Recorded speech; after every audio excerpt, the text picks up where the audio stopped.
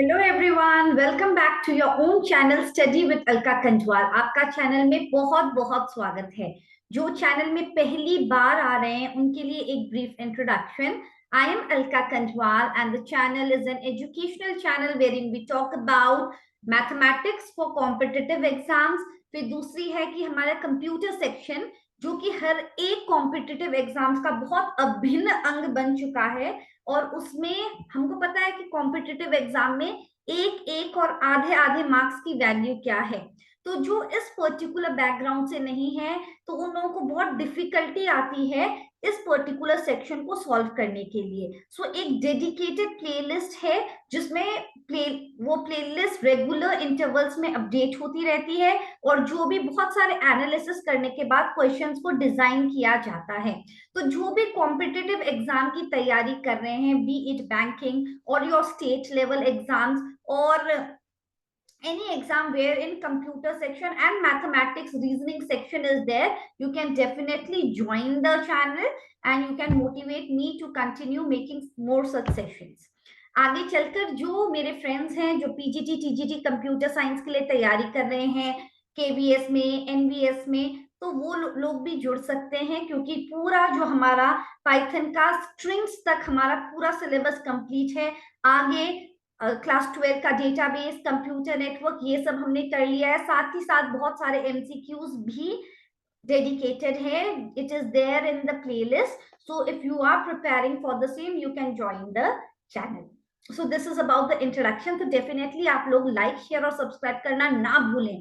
तो आप अभी जो आज का सेशन है और लास्ट के जो 3-4 सेशंस मैंने बनाए हैं वो बहुत इंपॉर्टेंट है। जो अभी अभी रिसेंटली यूपी पुलिस में कंप्यूटर ऑपरेटर का सिलेबस मैंने डिस्कस किया था, उसका पूरा कंप्यूटर सेक्शन मैंने डिस्कस किया था, जहां पे डेटा स्ट्रक्चर, बेसिक फंडामेंटल से लेकर ऑपरेटिंग सिस्टम से लेकर डेटा स्ट्रक्चर आने वाला है। तो उसका क्वेश्चनएयर कंप्लीट है, मैंने ऑलरेडी बना दिया है कि कौन से चैप्टर से क्या क्या करने वाले हैं हम। तो ऑलरेडी 3-4 सेशन अपलोड हो चुके हैं। तो जिन्होंने एग्जाम के फॉर्म्स तो भर दिए हैं मगर तैयारी अभी तक शुरू नहीं की है तो तुरंत तैयारी शुरू कर दीजिए।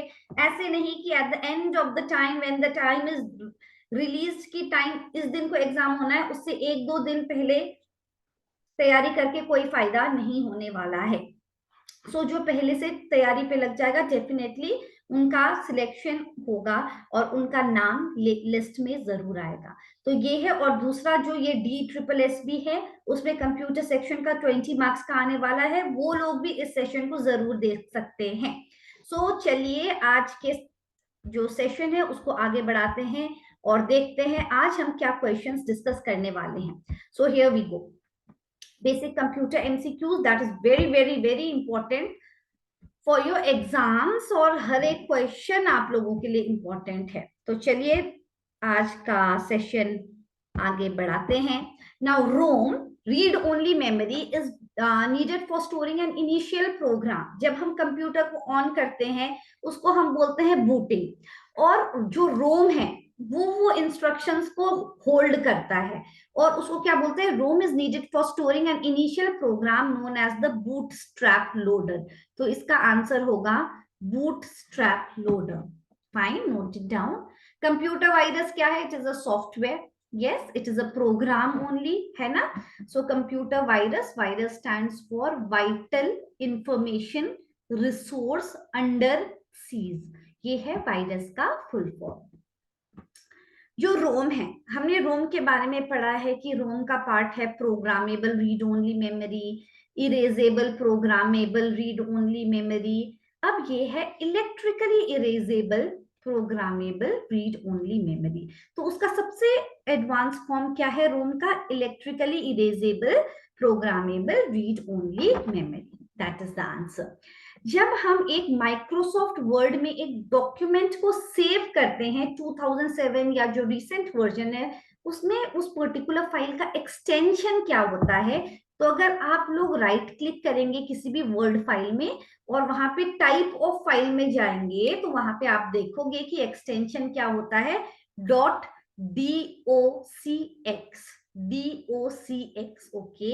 एंड पीडीएफ फॉर्मेट का फुल फॉर्म क्या होता है? Portable document format. ये बहुत इंपॉर्टेंट चीजें हैं जो हमको पता होनी चाहिए, बिकॉज द क्वेश्चन में be there from any topic, है ना, तो इसलिए प्रिपरेशन एकदम हाई लेवल की होनी है।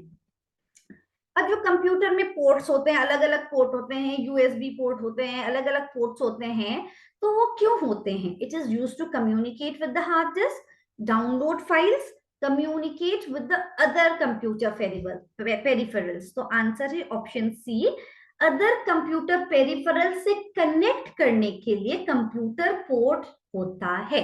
So the answer is option C, that is the correct answer. 1 MB, अब मैंने बोला था आपको bit, then byte, yes 1 byte is equal to 8 bits, 1 bit, bite, KB, MB.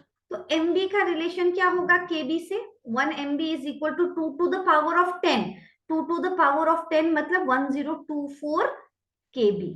तो ये होगा हमारा आंसर 1024 केबी। फाइन। अगर 1 GB अब पूछेंगे, 1 GB इज इक्वल टू क्या हो जाएगा? 1 GB इज इक्वल टू हो जाएगा 1024 MB। Very very important relationship between different this ना पार्ट्स। तो इसका भी एक अलग सेशन है, और वो मेमोरी साइजेस है उसका टॉपिक, तो वो जरूर देख लेना, देन यू विल अंडरस्टैंड कि जोटाबाइट, येटाबाइट, पेटाबाइट, एक्साबाइट, वो सब के बीच में भी रिलेशन बताया गया है। फाइन। अब हमने सुना होगा डॉट मैट्रिक्स, डेक्स जेट, इंक जेट, लेजर, ये सब क्या है? ये सब है हमारे प्रिंटर के टाइप्स, ठीक है, कंप्यूटर प्रिंटर्स के। Dot matrix printer, desk jet printer, ink jet printer, laser printer, तो ये प्रिंटर के टाइप्स हैं।